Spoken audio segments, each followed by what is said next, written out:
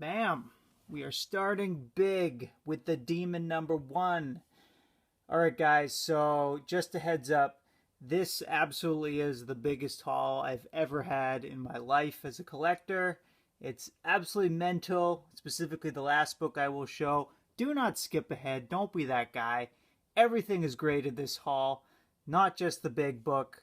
I'm starting with this just to show you how epic this haul is. I am gearing up to be going fishing soon. I'm leaving soon. I was sort of half joking with my wife. I says to her, hey, maybe I'll just buy like this awesome, massive book for like $1,000. And she's like, yeah, if you want to. And I was sort of half joking, but just planting the seed a little bit. And I was like, oh, are you serious? And then I started thinking, well, I could buy this book and it'll probably hold its value. It won't be something that will probably lose money on. Odds are if I ever need to sell it, I can get that money back. It's not super risky. And she's like, okay, well, if you really want to, you can do that. She would also like a piece of jewelry, she mentioned. So that's sort of the trade-off, I guess. But I was very surprised that she was okay with me doing this. But like I said, I'm going prawn fishing soon, and I make a few bucks there. So taxes are paid off. We got money left. So she let me make the major purchase. These are books from just around town, eBay, those kind of things. There's lots of Silver Age in this. Not lots of Silver Age, a few major Silver Age books, which is nice. I always like getting Silver Age stuff. I tend to have to get that on eBay because up in Canada, Silver Age is just pretty pricey. This is the Demon #1, first appearance of the Demon, and he's supposedly going to be making an appearance in the Justice League Dark movie. I love a lot of those characters, so I want to get this as one of those ones. It's still pretty affordable. It's probably like a fine minus. As you can see, it's really nice, except for there's a lot of like spine ticks along the side there. But besides that, it's really nice. So I'm not sure what the grade is. For me, like the color's really bright and pops, and that's what's important to me, and presents really well. Really happy to get this. I think I spent like 30 or 40 on this book. So yeah, I don't know if it's not the greatest deal, but it's just one of those things where as soon as it was announced, I was like, if this does really move forward, it's going to go up. I want to get it before it goes crazy. So yeah, the Demon, awesome Jack Kirby book. Cool character as well. Rhyming demon. He's a knight that sort of gets turned into a demon. I like him as he's sort of scattered throughout different appearances in Swamp Thing and books like that. That's basically all I've read of him. Okay, and this is from a store called Crazy Bob's in Langley. Bob is slightly crazy. You think it's sort of a fun haha way, but sometimes he's kind of anal a little bit with people who come in his store and things like that. It gets a little awkward from time to time. He's always been good with me, which is cool. But so I got a couple of these books. This is Marvel Comics presents Wolverine #1. Beautiful purple cover. Another one of these, X-Force or New Mutants 100. I got this before I got that stack at the con. Oh, this is a cool one. This is Spider-Boy #1 of the Amalgam Comics. It's funny, I totally forgot this one existed. I remember when this came out as a kid, I thought this was so dumb.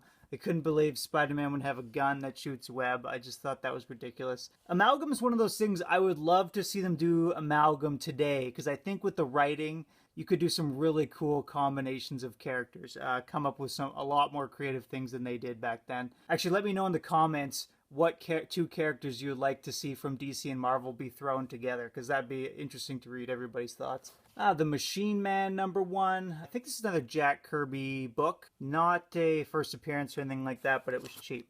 Alright, here's some Deadpool-centric books. This was in my local shop today when I went to get my pull list. I had 0 books on my pull. I couldn't believe it. This is Amazing Spider-Man 611. I guess he just threw this in the box lately, so this was on there for $5. And this book tends to go for 15 to 20 fairly regularly. There's a little mark on it there, so it's not perfect, but besides that, it's really nice. And this is a really funny story as well. Spider-Man and Deadpool end up in like a Yo Mama joke type situation. There is mention of a reach around at one point about Spider-Man's mom. You can see it's sort of blacked out, but it's there.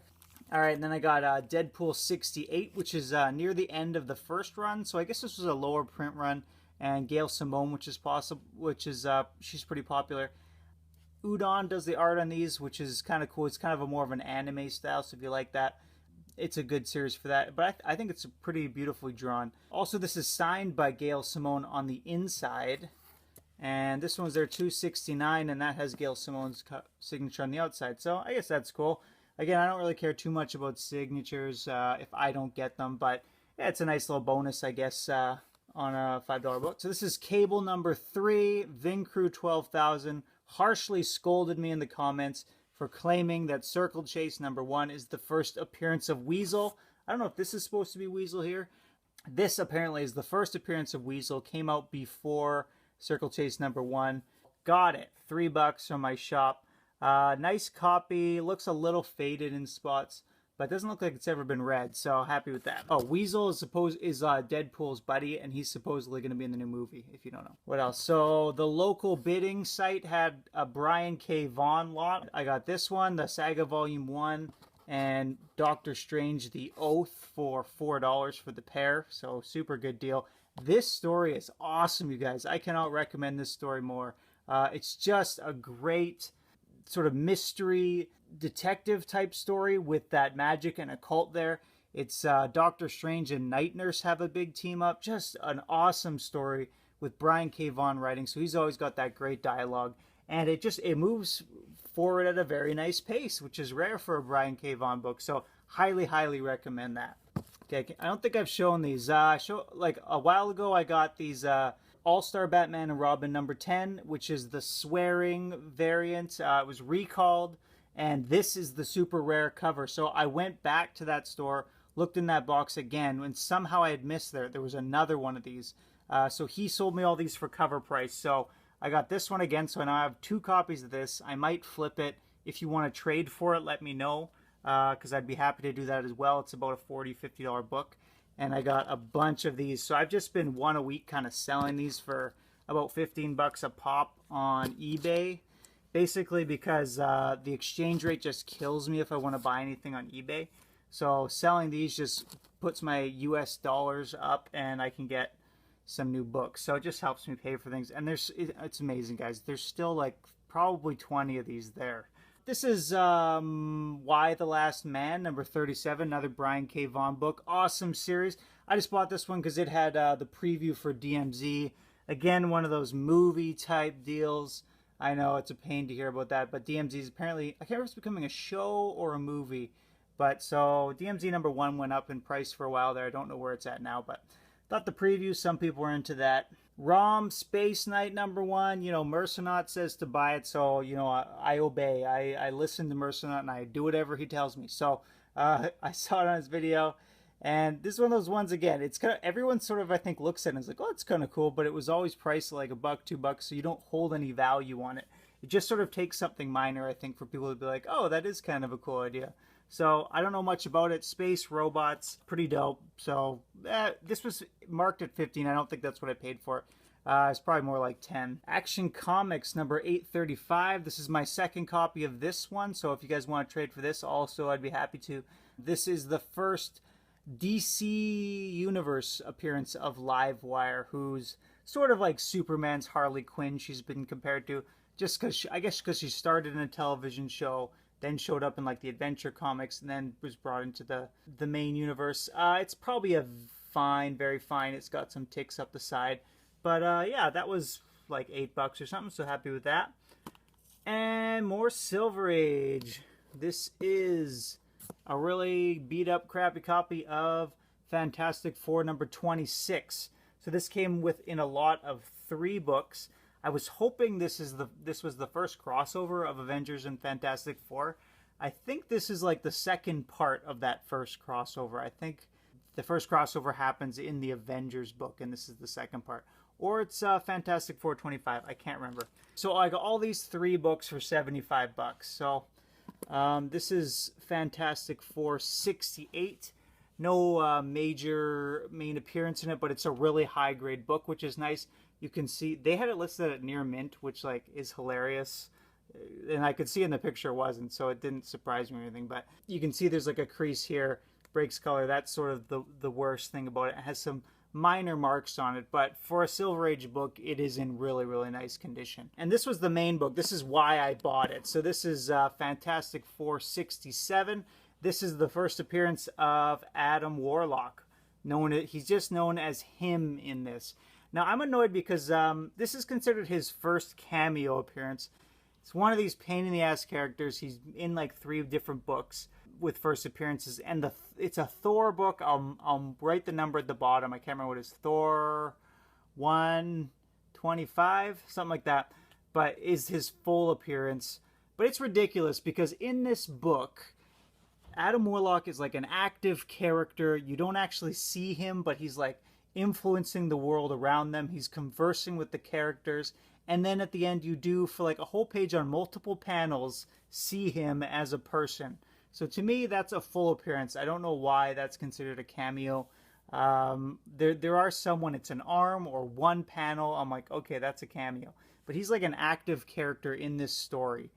It's one of those things that bugs me because the Thor book, that's the money book. I gotta get that book now, so I've been kind of keeping my eye out for it. But I spent all my money on another major book, which is coming up here. Drum roll, please. I think I'm just gonna show it. Bam! Yes, this is the truth.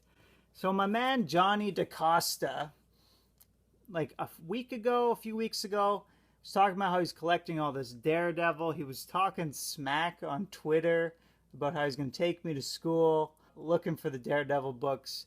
So I basically bought this just to spite him. That's absolutely not true. But DaCosta, I hope you're impressed because you have every other book and I have this one. So for me, this is the one that matters. This is Daredevil #1. First appearance of Daredevil, first appearance of Karen Page, first appearance of Foggy Nelson. I got it for a really good price for the grade, I think, for right now. This is one of these books, I wish I bought it 8 months ago when the Canadian dollar was better, when the price wasn't so high, because it's just been slowly climbing in price. And I was really starting to get a little panicked because I wanted to get it before the show, because the show, everything I had heard was, it was great. And as soon as the character really becomes more mainstream, this book is just going to go nuts, because you compare it to like Thor, first appearance of Iron Man, first appearance of a lot of these Avengers, sort of lower level characters, or characters who were once lower level, and it's I think it's going to be that exact same type situation, and this book is going to be up with those books eventually too. So I wanted to get it before it was out of reach, because specifically Mark Waid's Daredevil run has really made me fall in love with the character. I have the whole Mark Waid run, and it's just fantastic. I love his power set. I love the character. I love the types of stories because you have him as a lawyer. There's so many interesting, creative things the writers can do with his powers and how he sort of sees, air quotes, the world around him. I like the Mark Waid lighter side of the story, but there's been some just incredible writers like Frank Miller, Brian Michael Bendis, the great Ed Brubaker, who I love. Have all done some pretty amazing writing on Daredevil. I know he's going to like sort of really make it and become worldwide popular, so I'm really happy to have this in my collection, because years down the line, I just don't think it'll be in reach. I'll show you guys the grade. I got a pretty good deal on it because it has the old label. So this is a 5.5 with the old CGC label. Sort of negative parts of it, you can see on the top of the book there's some scruffiness, but besides that, it presents really well. Confused. It does have the bottom staples rusted, but besides that, like, it just presents really well. There's a ton of these online with like writing on the front and everything. The other thing is there's this mark back here, and there's just sort of general sort of light discoloration and stuff. Sorry about the glare. I did get a pretty good deal on it, but I ended up paying it through the butt anyways, because getting this thing across the border, I have to pay duty. You're allowed to bring up to $800 worth of items over if you're gone for like 48 hours. This book cost me $1,200 American US dollars. So I had to pay an extra like 180 Canadian dollars in taxes on top of that just to bring it over. So I was trying to find a way. I could have been dishonest and sort of tried to smuggle it across the border, but you know, it's just not me. I don't like to play things like that. I think it's fair, you know, taxes. as much as sometimes it's a pain in the ass to hear what politicians spend money on and how it gets wasted, at the end of the day, I believe in paying taxes. It's a good thing. Keeps our society running. And I'm willing to do that because this is a luxury item to a certain extent. I think a book like this, that's one of these classic Silver Age key books, I just don't think the value is going to be going down. Like I'll be able to get my money back if I ever desperately need it.